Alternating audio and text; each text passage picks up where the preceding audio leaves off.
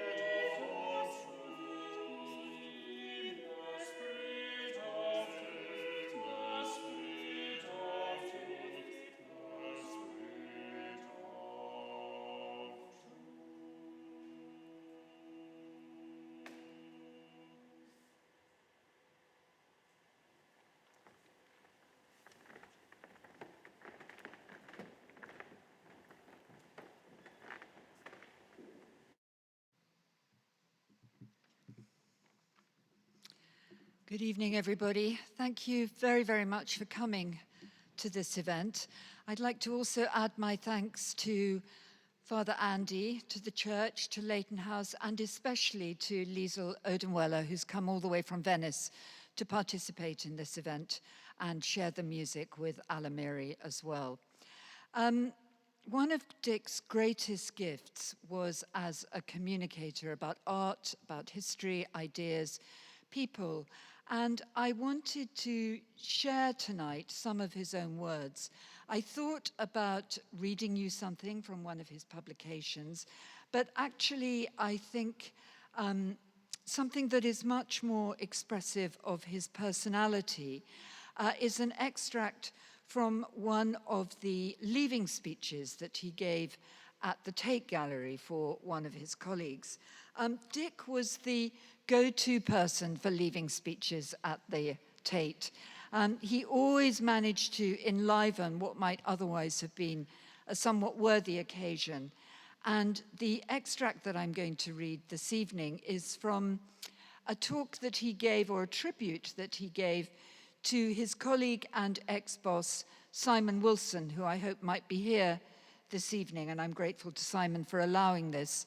It seems to me at least, to vividly bring Dick's voice to life and to convey some special memories. So Dick called his speech a tribute to the man in black. And in a shortened form, it was given in 2002. This is how it goes. I quote, "Me and Simon were both suburban boys. Simon, I think, came from the leafy bits of Manchester. And when I was a teenager, I lived in leafy Radlett, Hertfordshire, a respectable, small commuter town 20 minutes north of St. Pancras on the line from Bedford, which makes me what has become known as Bedpan Man. I went to a school now notorious for breeding senior Tate staff, Haberdashers' Asks in Elstree, and I had many schoolboy interests, which I've never outgrown. Two are significant for this eulogy: Chelsea Football Club and modern art. So imagine it's a Saturday afternoon in autumn in the later 1960s, and Chelsea are playing at home to West Ham. I get up early, wash Dad's car, and get my pocket money. I change into my hipsters with broad plastic belt and desert boots and walk along Watling Street to the neat and tidy, flowery, award-winning Radlett railway station. A train from there would soon get you onto the new Victoria line and then down into the West End. Such a trip, usually taken alone, would typically involve going to Pimlico and ending up at Tate Britain, which many of you will remember as the original Tate Gallery. Just possibly, this journey might be broken in order to roam Charing Cross Road, looking for American comics. Spider-Man was a fairly new enthusiasm of mine, or perhaps in search of a cheap book on surrealism. The Tate naturally meant modern art to the young Humphreys. Cubism, Dali, Magritte, Giacometti, Bacon, Rothko, pop art, Louise Nevelson, and so on. And it also meant classic modern British art: Nicholson, Nash, Spencer, Wyndham Lewis, and lesser knowns like John Armstrong and Tristram Hiller. In those days, the gallery's external and internal publicity were very effective because they were very simple. Some of you might recall the fold-out Tate plan, which seemed to be pinned up on every institutional wall in Britain. So I knew that there were lectures held in the room where the old Friends Room used to be. The standing lecturers then were the young Lawrence Bradbury, referred to on the plan as LB, and the almost adolescent SW, aka Simon Wilson. I vividly remember this tall man in black with a haircut which brilliantly evoked John Lennon, Henry V, and Aubrey Beardsley all at once, delivering wonderfully urbane and mind-expanding lectures in a seductively semi-dark room which seemed to have been painted by Matisse against the eerie and satisfying whir of a slide projector, which I think had a clunking slide tray rather than the clicking carousel of later years. And I'm thinking, this bloke is great. Sex, surrealism, death, the lot. Almost as good as Peter Osgood, the greatest centre-forward ever, and the recently deceased leader of the Shed, Harry Zigazagger Greenaway of Peckham. I certainly didn't realize that one day, 25 years later, not only would we talk about these highfalutin things as colleagues, but that I'd also take Simon to his first ever football game. But back to that small darkened room. There was bound to be a glamorous female or two sitting there, dolly birds, I believe they were called, for whom Simon was clearly of more than art historical interest, and good cause for me to be off to the football soon after his concluding flourishes, reminded that I was, after all, only about 15 and not quite shaving. What a job, I half thought to myself then. Going back out into the light of the galleries, inspired by this revelation of a whole world of art and other darker excitement, I would wander around a little more in a sort of quite blessed reverie, contemplating some favorite pieces before it was time to head for the latest showdown. A bus, tube, or even long walk past the old artistic quarters of SW3 got me to Stamford Bridge to meet up with less artistically minded associates. Now, the man in black helped inspire me to be only the second person at school to do art history, a new A-level subject specially contrived for people like me who could do English and maybe history, but not much more, and which required only elementary logic and memory.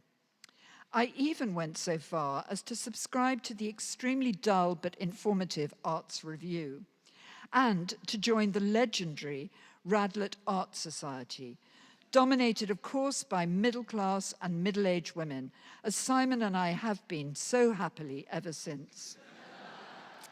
And wonder of wonders, the man in black comes to give a talk on surrealism at one of the evening events. At the end, I stood up and asked him a carefully considered question, which was something about whether the bourgeoisie always appropriates radical art. And I remember his response, given in a tone of voice that you can still hear today. Ah, yes, an extremely interesting question, matched by a wicked smile and faint ennui. A Swedish woman in the audience asked why it always has to be bourgeois this and bourgeois that. And isn't it the art that really matters? And anyway, what's so wrong with the bourgeoisie? My dad, who was with me that epic evening, and I think still voted Labour, even though he now owned a house in Radlett called Redmay's, clearly all found this highly amusing and definitely liked the look of my new hero. Well, I thought I was going to go to Sussex to do art history, but I amazed everyone with my A-level results and was directed to do English at Sydney, Sussex, Cambridge. I forgot all about Simon, but not about art and not about Chelsea. In 1975, I went to the Courtauld, as had Simon before me, and we both rebelled against the hegemonic Bloomsbury, Hampstead liberal formalist discourse there. He with decadence and me with vorticism. Then, after a protractedly unsuccessful attempt to finish a PhD, my exasperated parents-in-law spotted an advert for a lecturer at the Tate Gallery. When I walked into the room for the interview, well, blow me down if it wasn't the man in black sitting there.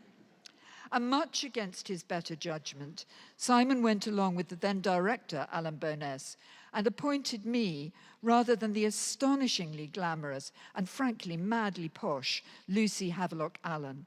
Simon, you changed the course of art history. Bedpan Man had arrived at Millbank.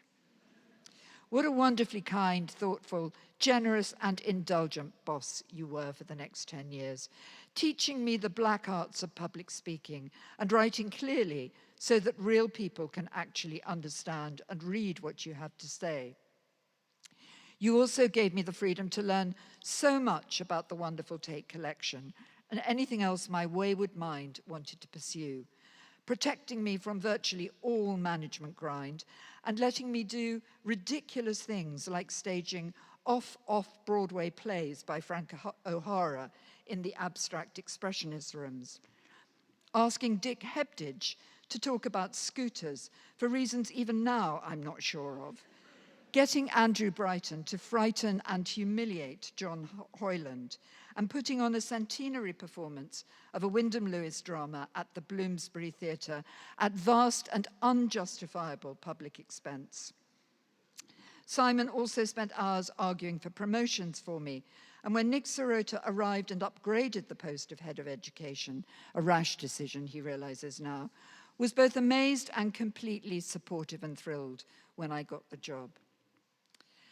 It really is hard to believe that this goes back nearly 35 years, but there is a pattern and a meaning in all of this as far as I'm concerned.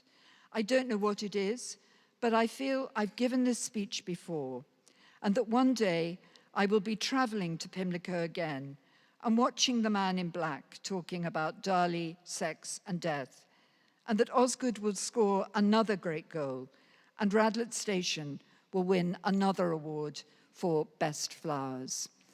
I think that's a really beautiful and human, evocative tribute written by a truly wonderful man. Thank you very much.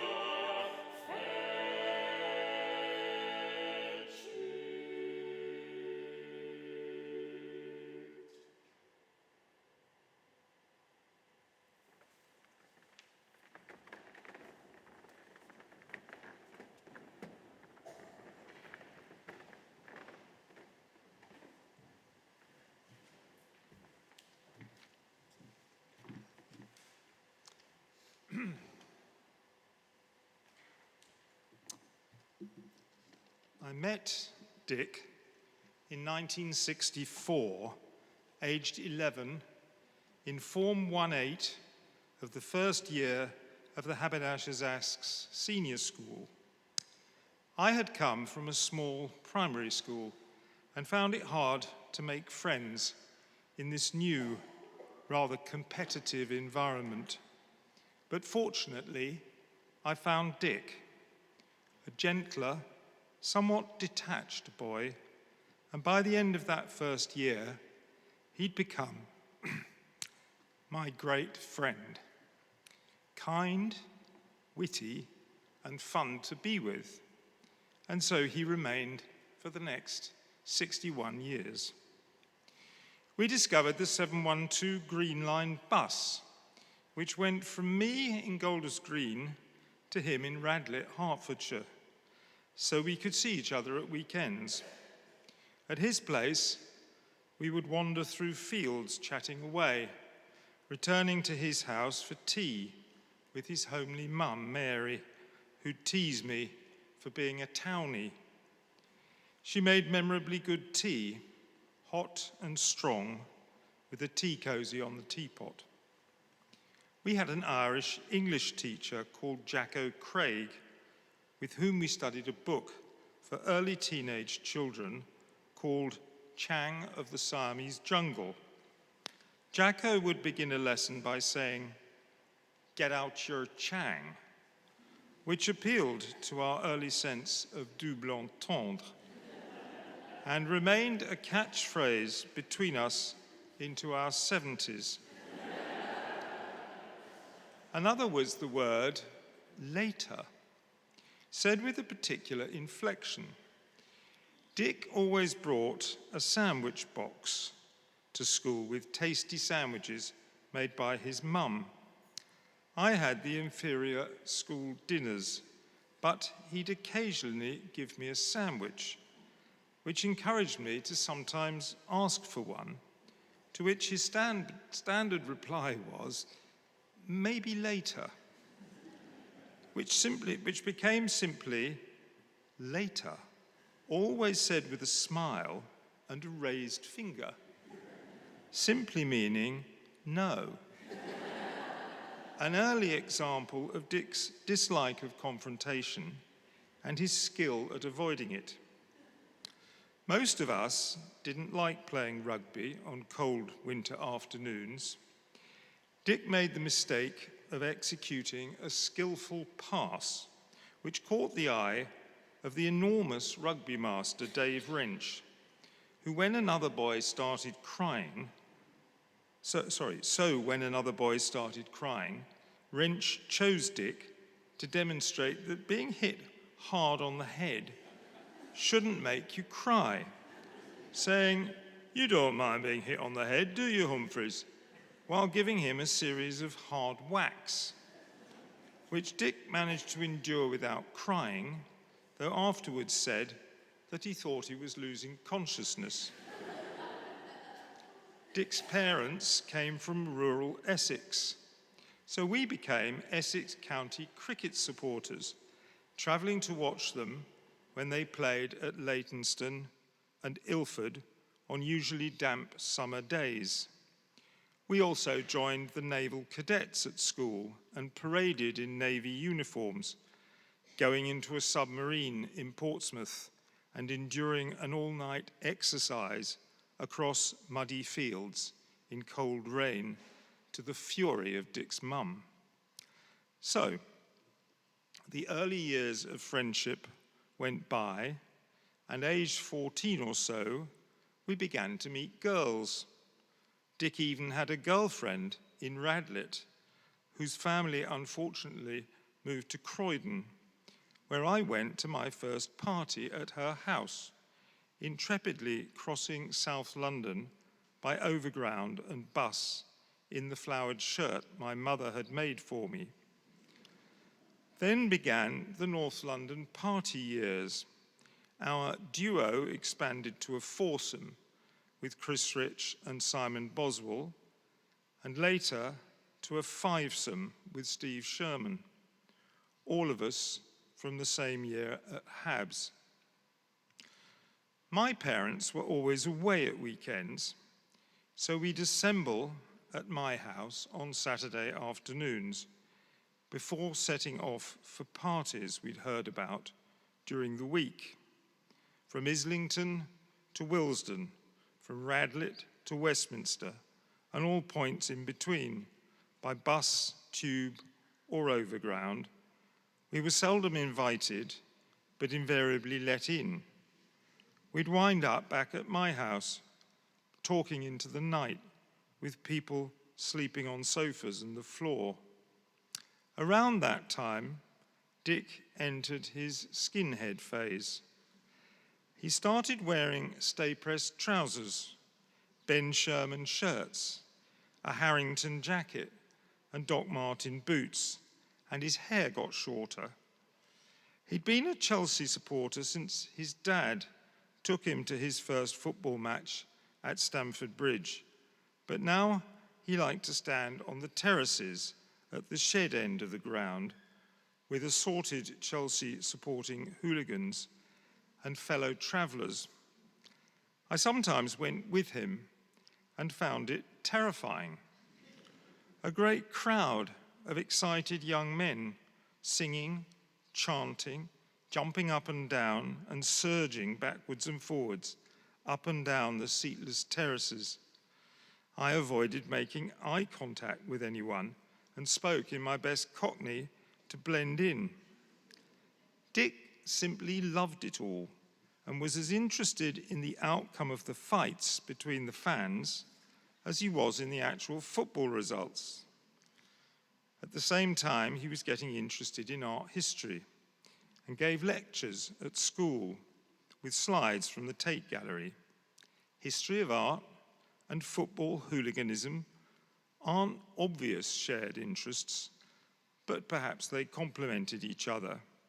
They certainly illustrate Dick's somewhat perverse refusal to conform with conventional expectations. By the upper sixth form, Dick was combining tours of the bourgeois North London teenage party scene with trips with Steve to the top rank in Watford, where skinhead boys and girls danced to reggae and ska. Dick started going out with Sylv, a hairdresser from Boreham Wood, who wore the skinhead girl's uniform of short skirt, mini jumper, and feathered hair. Dick then got into Cambridge and spent the 9 months before going up working in a garage in North Finchley and then in a furniture factory, feeding bits of wood into a machine. In the summer, when other prospective art historians were going on art courses in Italy, Dick drove Sylv and her parents to the Isle of Wight for a fortnight in his Morris 1000. Then Dick, Chris and Simon went up to Cambridge, and I went to Oxford. None of us found our university years easy. It was a culture shock after our intense North London party life. Dick deepened his passion for Chelsea and the attendant aggro. Rereading his letters to me from Cambridge, a nihilistic rage comes through, as well as the usual humour and self-deprecation. After university, the lads, Dick, Chris, Steve, Simon and I, reconvened in a flat in Primrose Hill, where Dick slept on the sofa in the sitting room for a reduced rent, until he moved into a room in the Peabody buildings by Trafalgar Square, where Chris Farr lived. Dick did an MA in History of Art at the Courtauld Institute, where he met Kat. They were married in 1978, with a memorable reception in the home in Regent's Park. Dick then got a job at the Tate Gallery and abandoned his planned PhD on Wyndham Lewis, whose unconventionality had attracted him. Wyndham was a nutter, Dick would say approvingly. At the Tate, a curator called Ian Friend formed the Tate Gallery cricket team, which included Dick, who then recruited me. We played about 15 games a season against the likes of the Imperial War Museum, Courtauld Institute, and Private Eye, while also drinking a lot of beer. At the Westminster School Ground in Vincent Square, where we played their staff team, their ladies preparing tea in the pavilion remarked to our supporters that one or two of our team members were drunk, which Kat corrected, saying, "Oh no, they all are." Olivia was born in 1984, and tragically Kat died in 2001 after a short but intense illness. during which Dick searched desperately for a conventional or alternative treatment that could save her. He also turned to the Anglicanism of his parents and ancestors, supported by our friend and priest, Alan Walker. Dick married Jo in 2011 with a service and reception at Sydney's Sussex. They moved to Suffolk, and in the lovely homes which Jo and Dick created, he pursued his many interests and curated exhibitions of British art. He also wrote a touching short book on Constable's Leaping Horse, which expressed his deep love for the Suffolk and Essex countryside and its history. He had the joy of watching his grandsons begin to grow up and the pleasure of taking Kit to his first football match. For the last 25 years, the Habs lads have been meeting for lunch several times a year. Dick has always been at the heart of these get-togethers, the last of which was a week before he died. He was always entertaining and interesting. He was a great friend and a wonderful bloke, and we all miss him very much.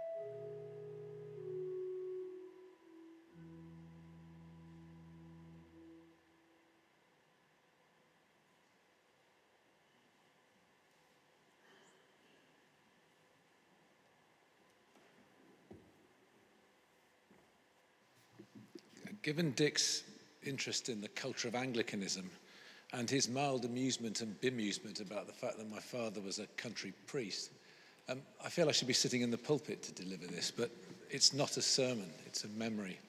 And the first lecture he ever commissioned me to give, a lunchtime lecture at the Tate in 1989, which many of you will no doubt recall, Giacometti's In Search of the Absolute. He said afterwards, yeah, that was fine, well, good, but maybe don't use the notes in future. But for this, Dick, I'm sorry, but I need some notes. I need to stick to a script. It'd be too difficult otherwise. I first met Dick in October 1988. Tim Hilton was the matchmaker. He'd been helping me on my MA and PhD theses, incompleted then and uncompleted now PhD theses at the Courtauld. We had that in common.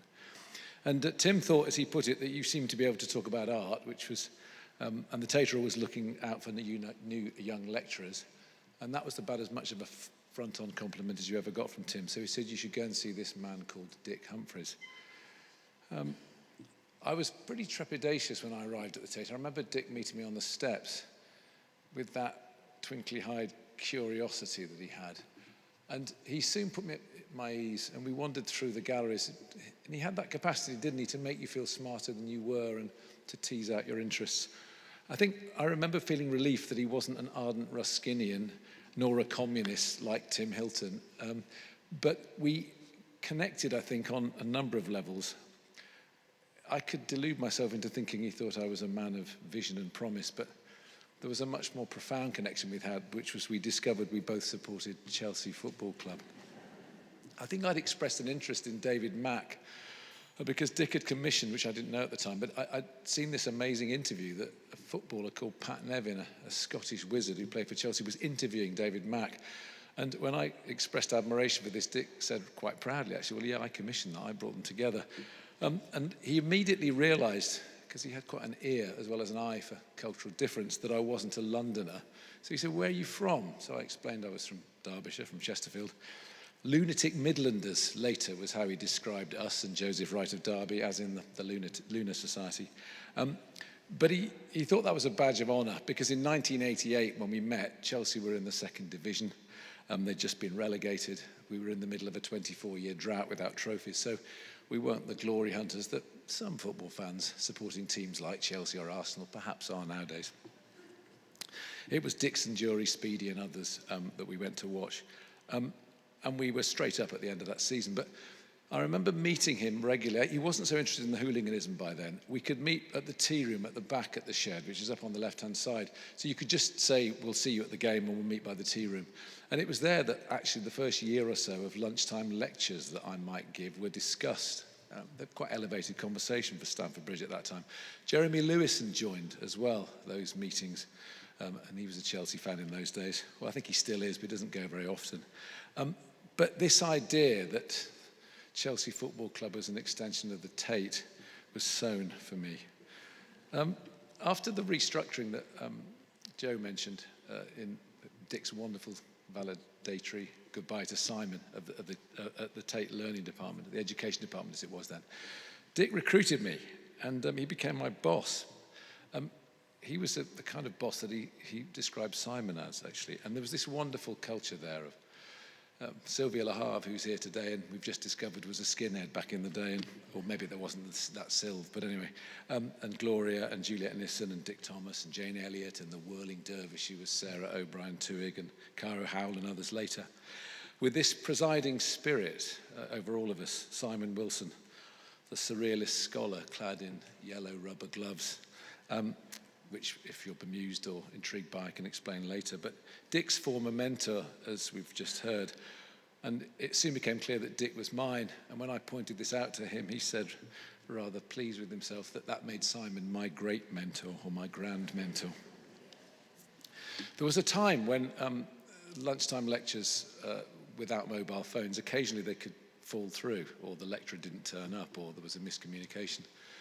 And this happened, and it particularly had to happen on a day, it was a Wednesday, and the subject was Wyndham Lewis and vorticism. So with 15 minutes to go, and me in charge of the lecture program, I went to seek out my boss, who, of course, was a Wyndham Lewis and vortices scholar, and said, we've got a problem. The lecturer's not turned up. Could you step into the breach? And he said, no, you need to do it. So I said, well, it's not really my area, but okay. So he gave me a crash course, 6 bullet points on vorticism and Lewis and how we might talk about it. Anyway, the lecture happened. I don't think it was great, but we got through it. And afterwards, I was in the education department, and suddenly his head poked around the door, and he said, that was good. Yeah, well done. I didn't know you knew so much about Gustave Le Bon and crowd theory. I said, well, I didn't. You told me. But how did you know? Thanks for saying that. But how did you know it went okay? And he said, well, I watched it. I said, what do you mean? He said, well, I watched it all. I said, but you said you couldn't do it. He said, no, I didn't say I couldn't do it. I said, you needed to do it. And that was his capacity, not just to push people, but a great time manager. And, if someone else could do it, definitely get them to do it. I think there might have been some guilt there, but also he said something about needing to get out the Tate that afternoon, but we needed to discuss certain things, and was my diary clear? So I said, yeah, sure, where are we going? And he said, Stamford Bridge, the reserves are playing. So we literally bunked off and went to Stamford Bridge to watch the reserves play while we discussed whatever the next quarter's programme of events in the education department would be. And as we sat there was suddenly a bellow from across the stand, and this voice yelled, "Oi, Tate Gallery!" And I looked over, and it was Ken Bates, the kind of demonic owner of Chelsea, who'd caught Dick's eye, and Dick told me later that they'd had conversations about a museum at Chelsea, and he was the person that Bates had gone to. But I love the fact that for Ken Bates and Chelsea, Dick was the embodiment of the Tate Gallery, and obviously at the Tate Gallery, Dick was the embodiment of Chelsea. I've been looking back actually over correspondence with Dick over the past 3 decades, not as long as David. I don't have the Cambridge letters, I'd love to read those. And then reading his catalogues and essays and that masterful companion he wrote to British art, to Tate Britain. And the thing I'm struck by is not just the depth of his knowledge, but the range and breadth and those frames of reference. And that capacity he had, based out of an innate and often lateral curiosity, to enrich mainstream British art history with ideas and associations that embedded this often underrated visual tradition into a bigger, more complex cultural framework. And he had an understated turn of phrase that would put that garbled summary to shame. A sexually charged male pin-up was his summary of Marcus Gerrits's portrait of Thomas Lane. Nathaniel Bacon's cookmaid suggested, quote, a mild philosophy and pornography of food. There speaks a protege of Simon Wilson, although Simon would have eschewed the mild, I think, and gone full frontal. George Clausen and the Artworkers Guild and their often desolate landscapes were the men who fell to earth. Van Dyck, quote, effortlessly dramatised his often politically doomed patrons with their slightly haunted and melancholy looks. And a chapter on Hogarth began, Enter the Pug Painter, the first pop artist whose art was itself concerned with the problem of moral behaviour in the modern urban world, while at the same time he sought to make a fortune representing the sinful actions of his counterparts. I became a collector of Dick-isms. Crime and violence became the new sublime in Edwardian England was one particular favourite. Cromwell's Puritan Republic was, quote, more than a matter of iconoclasm and banning mince pies. And the Royal Academy was founded, quote, on an assumption that an elite group of artists, rather than connoisseurs or dealers, should determine public taste, which he then definitely linked right up to the YBAs and the Frieze exhibition that he actually went to, not alongside the thousands of connoisseurs who later claimed to have been there. He once had to stop a situationist protest in the lecture theatre at Millbank and was subsequently vilified as dictator. The least dictatorial man you'd ever met, but actually he enjoyed the vituperative wit, which reminded him of the taunts and songs and chants, of course, of the football fan. As David said, actually, the fan culture interested him as much as players did. There was a Chelsea pub in Pimlico, which he loved to go, and which I occasionally got persuaded to go with him to watch away games. It was called the Devonshire Arms, where in the pre-Roman era, as we called it, agony was much more prevalent than ecstasy. And somehow watching grown men literally leap up and down in front of the small TV above the bar, berating everyone from the ref and our left back to Ken Bates, the Football League and Jesus Christ himself, was as interesting as the game itself. What was interesting too was that Dick never really got annoyed. He jumped about and he hugged those he knew when we scored. But I think his long-standing, long-suffering devotion to the club led to a certain wry-eyed headshake when we conceded, which we did quite a lot. Something I never learnt from him, sadly. I say he never got annoyed. Well, he did. There was one exception. Liverpool fans.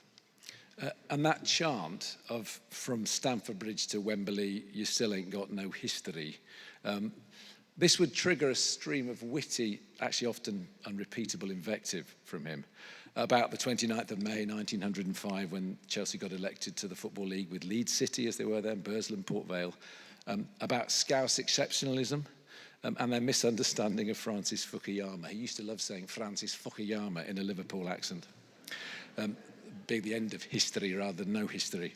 And the fact that our official history at Chelsea by the peerless Rick Glanville, who Dick knew well, began citing G.K. Chesterton's description of London as a chaos of conscious forces, which Chelsea has embraced ever since they were founded. Anyway, sadly, none of this caught on as a chant, so the history claims have gone largely unanswered every time we play Liverpool. Let me end, though, with Dick's personal history so far as Chelsea is concerned. On the day he was born, the 2nd of September 1953, we lost away to Portsmouth, 3-2. We lost the next 7 games, including an 8-1 thrashing by Wolves, and we didn't manage to win another 4 games, apart from a 1-1 draw, which wasn't a win, against Sunderland, until finally, the first win in his lifetime, 5-2 at home to Liverpool. 2 years later, we won the league. Since then, we've won it 5 more times. 8 FA Cups, 5 League Cups, 4 Community Shields, 2 Full Members' Cups, 2 Champions Leagues, 2 Europa Leagues, 2 Cup Winners' Cups, 2 UEFA Super Cups, 1 UEFA Conference League, and the inaugural winners of the FIFA Club World Cup. That's not a bad non-history, as Dick would say, and it's not a bad lifetime haul, although it should have been much more. Actually, another 2 decades worth, I think. The last time I saw Dick was 3 weeks before he died. We met for lunch at the Chelsea Arts Club. We walked up to Stamford Bridge on a sunny Saturday autumn afternoon. It was a rare old school 3 o'clock kickoff. And we watched Chelsea beat Liverpool 2-1 with Estevao scoring in injury time. I don't take photos of the game much, if at all, but for some reason I did film the ground jumping around at the end to madness's one step beyond. I didn't film Dick, who was next to me, but I can remember that twinkle-eyed look of delight on his face, as well as the wry shake of the head. And him saying to me, if there is a God, he's a mischievous one, as we surveyed the rapidly emptying stand of away fans. I still watch that footage, and I wish to God, mischievous or otherwise, that Dick was still there at the bridge and here with us now.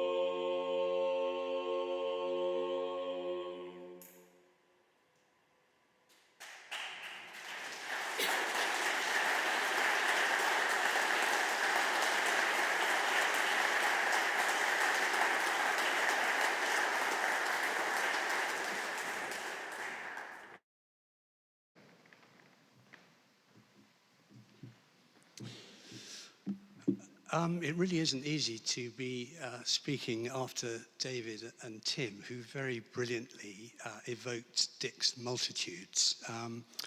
Mine is a much narrower recollection, a kind of personal account of working with Dick on the setting up of Tate Britain in parallel with the setting up of Tate Modern in the years just before and just after 2000. I'd first met Dick in the early 1980s when I was a shy postgraduate student cobbling together an 18th century British art thesis. And he'd seemed to me to represent the friendly, outward-looking face of an otherwise extremely intimidating Tate gallery. In those early days, he was already becoming a popular, original, and amusing gallery lecturer, extending the reputation of the Tate's pioneering education service, a department which was even beginning to win the respect of Tate's own curators, which was quite something in a world then when museum educators were seen very much as lesser mortals. But Dick wasn't only liked by staff and visitors from the word go. He began to extend his friendships in the academic world, roaming far beyond the English and art history departments that had trained him and seeking out philosophers, geographers, poets, any available iconoclasts to come and contribute to the developing program of events and talks that he was responsible for. And as a result, that program, as I think you've heard, was often disruptively out of kilter with Tate's more traditional ethos, which was a source of clear pleasure to Dick himself. These were also the years of the emerging new art history. Now, if you remember that tag, that phrase, I'm sure you'll also recall the rising tension in the air between, on the one hand, a range of university academics exploring the social and political resonances of art, and on the other, museum curators clinging, or so it seemed to me at the time, to the safer ground of connoisseurship and doggedly resisting the intrusion of tiresome new thinking. And as a contest, it was highly charged and feisty. And Dick, of course, readily offered the Tate stage as an arena for combat, where his enjoyment of the spectacle was unmistakable. Perhaps this was all a prolonged storm in a teacup, but at the time it felt a bit more like a war. But undeterred by the trenches and the skirmishes around him, Dick seemed to roam amiably across the battlefields, pretty much immune to attack, deploying his intellectual breadth along with a sort of blokish approachability. He kept up connections and conversations and friendships with colleagues of every persuasion. I don't think he had a precise agenda, and this wasn't exactly a peace mission, but I've always felt he did more in practice than any other individual in those years to build bridges between all those divided, and in ways that would, in the end, broaden the vision of many museums and lead to their more regular and relaxed engagement with fresh thinking, a kind of open-mindedness that sat well alongside the Tate's developing reputation for friendliness and accessibility. This did all take some time, however. As you'll recall, already by the 1990s, the issue of interpreting and understanding art and its context in Britain wasn't just a subject for debate in conferences and journals. The whole nature of public engagement with visual art and its future direction was a matter even of some national interest. This was stoked by the media's ready fascination with the YBAs, of course, but also by the imminent creation of a great new temple of art at Bankside, soon to be called Tate Modern. The Tate would become Tate, an entity, not a location. And as it began to shape a grand vision for the future across its 4 galleries, especially the 2 in London, Dick was ideally placed to help orchestrate consultations with and provocations from a range of would-be stakeholders. That's to say, people from museums, universities, studios, elsewhere far, far beyond home, bringing them into discussion with those at the Tate actually responsible for implementing the projects. And indeed, the focus was not just on Bankside, but also on Millbank, which was to be given a revised remit focusing on British art alone, and soon, of course, to emerge as Tate Britain. I, too, was an external invitee to one or two of Dick's sessions. And when I was subsequently appointed to take on the Millbank project from 1998, he immediately became my closest colleague and confidant, helping me to adjust to the strange ways and unwritten rules of old Tate, and encouraging me to think radically, or as Dick would have it, dangerously, about what our portion of the empire might become. By that point, he'd already witnessed and supported two important transformations, Alan Burness's innovative expansion of the Tate beyond London in the 1980s, and then on into the 1990s, the first phase of Nick Sirota's strategy that would soon take Tate to unprecedented levels of national and international presence and influence. Dick clearly enjoyed the clean sheet of possibilities lying ahead now for our particular bit of the jigsaw, Tate Britain. And in endless discussions, we certainly flirted with some dangerous options, with Dick's creativity occasionally bordering deliberately on the preposterous. Actually, I think that happened quite often. My memory of our many hours of conversations on those fronts is of much laughter and occasionally the emergence of a really good idea. One of those was to commission and publish as a book a new narrative of British art across the whole 500 years of Tate Britain's remit, superseding the kinds of traditional interpretation that Tate had always leaned to, with some of the more adventurous thinking of recent years. Declaring himself to be the only person he knew who was intellectually promiscuous and foolhardy enough to give this a go, he signed himself up as author. Cat's terribly sad death immediately afterwards stopped him in his tracks. Amazingly, and as he later said in a kind of madness, but hoping to cling to sanity somehow through distraction, he started on the project anyway, producing a substantial volume of astonishing range in little more than a year, the Tate Britain Companion to Art, which Tim mentioned earlier. It was a remarkable thing to do, and it is revealing to read it now, effortlessly clever, perhaps in character resembling a slightly more cautious and conservative version of Dick himself. It naturally confirms his enthusiasms, for example, his fascination with extreme, massively difficult personalities like Ezra Pound or Wyndham Lewis, or with others like Hogarth or Gilray, whose wit and cynicism took on and struck down the pomposities of British society with casual ruthlessness, clearly right up Dick's street. When Tate Britain opened, Dick headed up its new education and interpretation department. Though after completing this mammoth publication project, he soon opted instead to take on a new roving role as head of program research. And the aim was to reinvigorate the historic exhibitions program at Millbank at that time by bringing in some new outside voices to work alongside in-house curators. So, for example, Patrick Wright joining the team for our Stanley Spencer exhibition, or Peter Ackroyd for Blake, or Steve Bell for Gilray, and there were many others, writers, artists, historians with new ideas to share. Dick was, needless to say, perfectly placed to seek them out, bring them in, and work alongside them. And the groundbreaking nature of some of those early shows thereby owed a huge amount to him. And meanwhile, he certainly enjoyed the personal freedom he had to roam, dipping toes into a multitude of waters, liberated from departmental responsibility. But the confident and welcoming atmosphere of that nascent E&I, Interpretation and Education Department, owed everything to the way that Dick had set it up in the first place.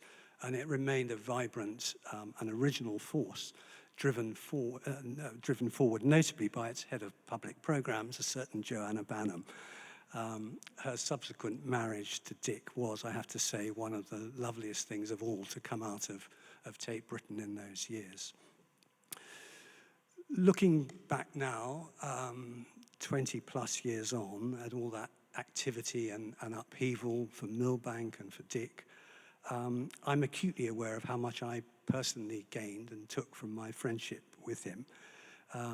There were triumphs in Tate Britain's early years, for sure, although we also faced challenges and sometimes pockets of resistance. And in that respect, Dick was a crucial ally. He had what I fear I lacked, an easy charm, an unthreatening persuasiveness that disarmed many of the doubters, and as a result, much of the resistance dissipated. Creative change did occur, and I think it remained a broadly happy and always interesting place, as indeed it still is.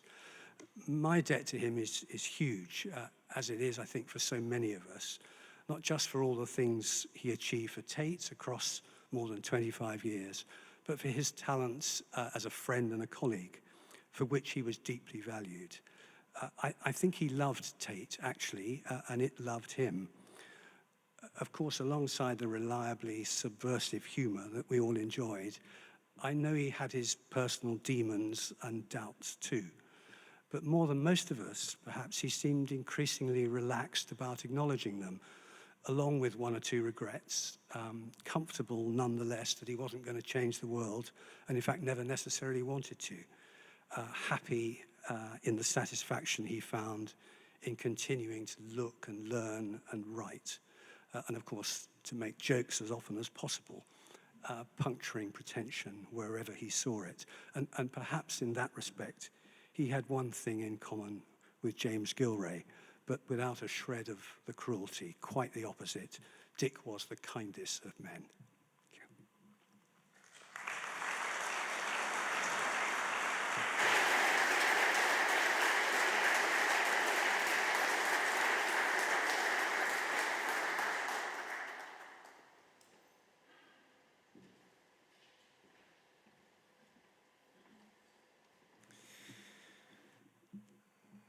On behalf of everyone, I'd like to say thank you to those who've taken part today, beginning with Joe, of course, but also to Alamire and Liesel, David, Tim, and Stephen. I hope that what you've heard has also stimulated reflections, and there'll be an opportunity for us to go further in conversation with the reception that is organised after this. At Leighton House. Talking to Joe earlier, you were saying, Joe, that Leighton House was the place where Dick had a party in the 1990s with Kat, a particular place of memories, and it'll be fantastic to be able to join together afterwards. So please do follow on as soon as the ceremony is finished for the reception in Leighton House. We've called this a celebration of Dick's life, and it's impossible, of course, to sum up one life in a moment like this, however poignant. But it's appropriate, I think, that we end this with a blessing where we're asking for God, the author of the life that we've all received, and that we live day by day, to come and give us strength as we step into tomorrow.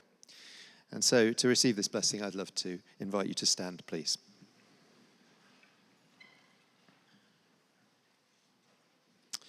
And I'd like to begin by reading an ancient text from the Old Testament. The Lord bless you and keep you. The Lord make his face shine upon you and be gracious to you. The Lord turn his face towards you and give you peace. And so may God, the author of beauty and all that is good, may Jesus Christ, the source of life and love, and the Holy Spirit, whose creative inspiration enlivens our lives and enriches our daily experience, may this God bless us now, filling us with peace, yes, but also the joy of life, and giving us strength to live fully every day. Amen. Thank you all for coming. Please do take time to greet one another and then to make your way to Leighton House Museum just around the corner, where we will be invited in for the reception. Thank you.